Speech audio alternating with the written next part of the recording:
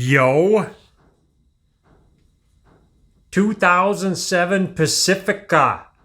This thing's got a blinking check engine light and these four fun codes: P0420, P0300, which is a multiple misfire, P0305, cylinder 5 misfire, and a P0205, injector circuit open, cylinder number 5. I'm going to have some fun with this thing because if you'll notice, if I rip this thing off, there's a big fat plastic intake over everything that I need to try to diagnose. I already tried to do some diagnostics on this about 3 days ago. It was pulling the P0305, both of the 305 codes for number 5 cylinder. And what I did was, you can barely get at it, but I took the bolt off of this coil and I let it run and I pulled it up just a little bit and I could hear the coil snapping, so I know that this coil was firing when it was misfiring. And I got in here and I dug into this. There's these two wires. There's an injector buried back under here. There's the connector, that little red child-proof connector on there. I pulled that connector off and I put an injector noid light on it while it was running and it was blinking. So I'm assuming right off that it does have a fuel injector code, and I'm assuming right off that that injector's no good. So I'm going to take this intake off and I'm going to try to diagnose that injector. I'm not going to noid this again, but in case you've never heard of it, this is an old school noid light kit, and I know it's old school because it's got a noid light for IAC valves for old GMs and stuff, but a lot of this stuff still works. This Bosch 2 noid light, if you actually run the car and you plug this into the connector for the fuel injector, it should be an EV14 injector, I'm pretty sure, so seemed like this was the right connector, and you just jam this into the plug and run it, and this thing should blink. First thing I'm going to do is deal with all the child-proof connectors that I can see. I'll unplug this just so you can get a good view of this. There's a child-proof connector here, little red. Anything red is child-proof. You pull that up, push this in, this tab, and they come up. This one's got a broken child-proof connector on it. Try to get that to go back. There, I just kind of pushed it in from the inside. I got an intake air temp sensor here. And pull the thing out of the hose so I don't have to unplug the connector. Pull out a hole. One more here. Oh, Jesus. I'm going to get this intake hose off. There's a regular screw or an 8mm here, and there's one right here. There's just regular hose clamps. I have some vacuum lines I have to deal with. This should be an evap line of some sort. Get that off and out of the way. Then on the other side of the intake, there's a vacuum line here. This is for the brake booster. I can just take and wiggle this around and pop that off. Wow, I was expecting to get the whole thing out of the booster, but the line came off. There's one more right here. Big fat PCV valve thing or something or another. There's an EGR pipe on here. There's two 8mm on the intake. I'm pretty sure if I get these two bolts off and I unbolt this intake, I can just kind of horseshoe the thing out. Now in the front of the intake, there's a couple metal brackets that are bolted onto the intake that have to come off. This wire loom can stay. There's one wire loom under it that's got a little piece of plastic on a stud. I'm just going to take a screwdriver and just rock it back and forth and pry on it. try to get that out of the way. I don't know if you can see that or not, but I'm going to get in here with a 13 millimeter. I actually have a Midwell 13 millimeter that you might not have. I don't know. You can improvise. Maybe. I use a Midwell because this thing's studded. You got all kinds of hoses and junk in my way. So I'm going to put a bungee cord on this bottom hose and pull it up and, I don't know, try to bungee cord it out of my way. I got a regular deep well socket for this one. Yeah, I got it. Nah, it didn't hit the ground. What do? I can do away with my bungee cord now and look for a bolt. Now it looks like I have 7 10 millimeter bolts to get this thing off.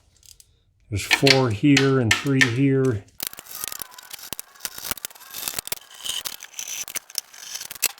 Looks like these bolts don't want to come out of the intake, so I'm just going to pull them up and give them about a half a turn, and they should stay up. With any luck, this will come out somehow.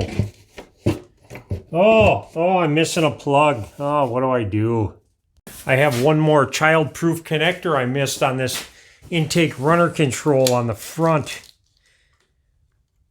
I'm going to try to get it off with a pick. Okay, maybe I'll try 2 picks. I'm going to push in on the tab and push down at the same time. Ooh, I'm so lucky. If you want to call that luck, I don't know. I'm working on a Chrysler product. That's not very lucky. I'm a mechanic. That's even less lucky. Okay, let's try to get this off now. Oh yeah. I'm going to plug the holes. Make sure no debris gets in here. I already took this child-proof connector off here. You pull it up and you push in this tab. You pull this red thing up this way and push in this tab. This tab right here. You push that in and this injector is supposed to come off. Now I'm going to take this other one off here.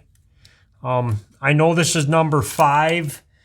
Because number 1 is usually always the farthest cylinder forward, so that's the firewall side. And the firing on order on this is just like a GM. It goes 1, 3, 5, and then 2, 4, 6. So this should be number 5. So this is number 5 injector. And this is the one I'm having an issue with. I don't know what the resistance value is supposed to be on these, but I'm going to check the resistance of both of these injectors and make sure they're about the same.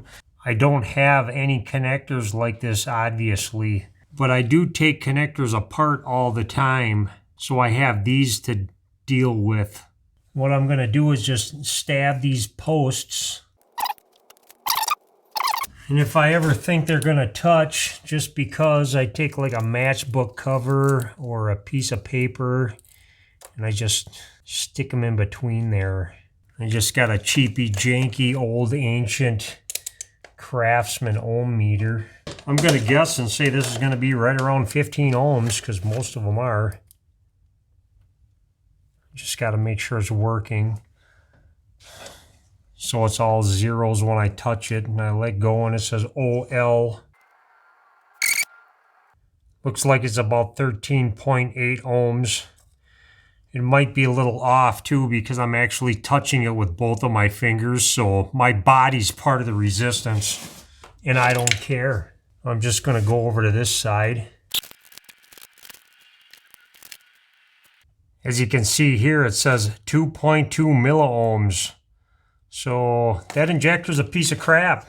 Now, just so you know, you could have any one of these injectors go bad, and it's a 6-cylinder, so it'll fall in anywhere in the numbers of a 1 to 6, a P0201 to a P0206, and that all correlates to whatever number is cylinder it is.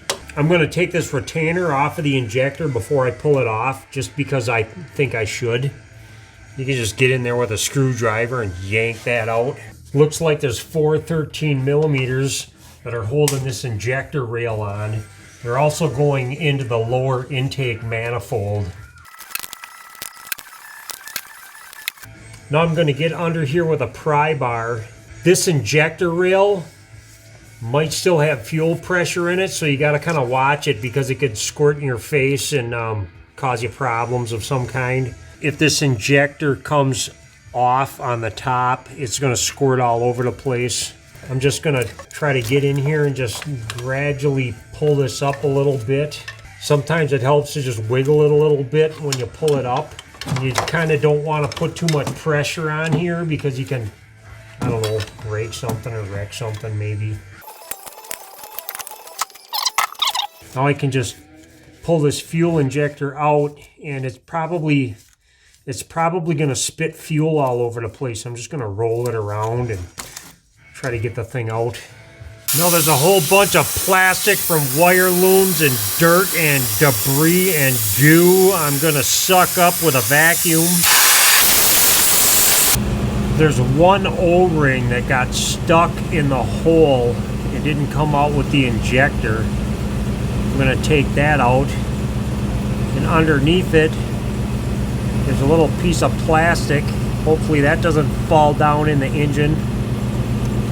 Jesus, man. I have some 3M silicone paste. I'm going to put on the original injector O-ring seal.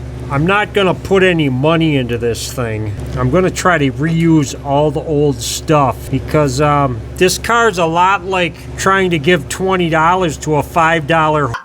You know, it's something you don't do. So I got a little plastic piece here that goes under the bottom of the injector. This piece of plastic's supposed to be really tight on here. I'm going to take a 10 millimeter socket and just roll it around. So that little plastic keeper for this O-ring could hold it in. And now it's fine. Now I'm just going to break out the silicone paste and just slather it on the rest of these O-rings. And I'm going to put some silicone paste on these O-rings. Any kind of silicone paste will work. I use this stuff for just about a lot of stuff.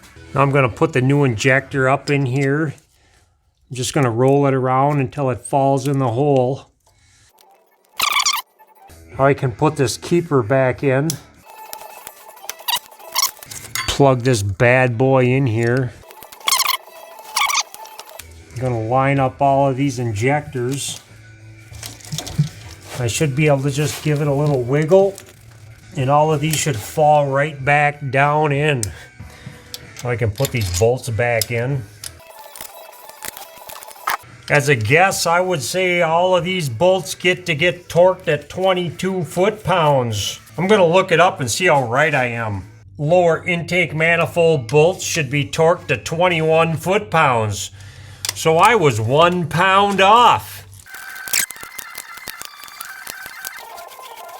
Hopefully no junk that will destroy the engine fell down in the hole. I'm just gonna wipe this off a little bit. I don't know. I suppose, you know, most people would tell you to replace this neoprene intake manifold gasket that's supposed to last forever. At this point in time, I don't really care. I'm gonna stick it on. And then I'm just gonna start in the center and work my way out, and I'm gonna zero them first.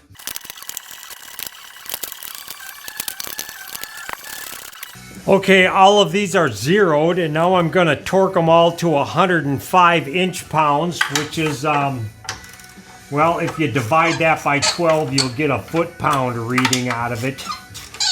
And I'm not even gonna use a torque wrench because I think I'm special. Feels good to me.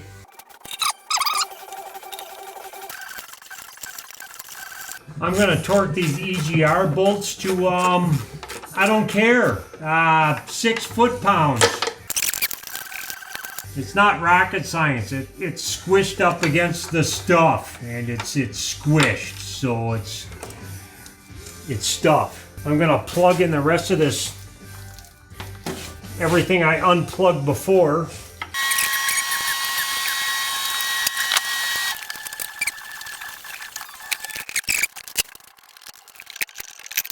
Now I just gotta try to put these amazing pieces of bracketry in the thing in the stuff. I'm gonna tighten these down to like, I don't know, 12, 14 foot-pounds. I cleared the code, the check engine light's off. It seems to be running pretty smooth. The only thing I care about, really, is to watch this fuel trim to make sure I don't need to replace any seals or anything. If the short-term fuel trim is positive, like over 12%, then it'll pull a lean bank code, and that would tell me that it has an intake leak.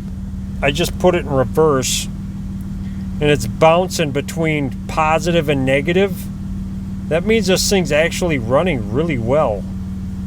Long-term fuel trim is 0.8 negative percent, which is actually very good. So I put an injector in it, and I'm going to call this a fix, and I'm not going to dump a bunch of money into this piece of crap. Okay, bye.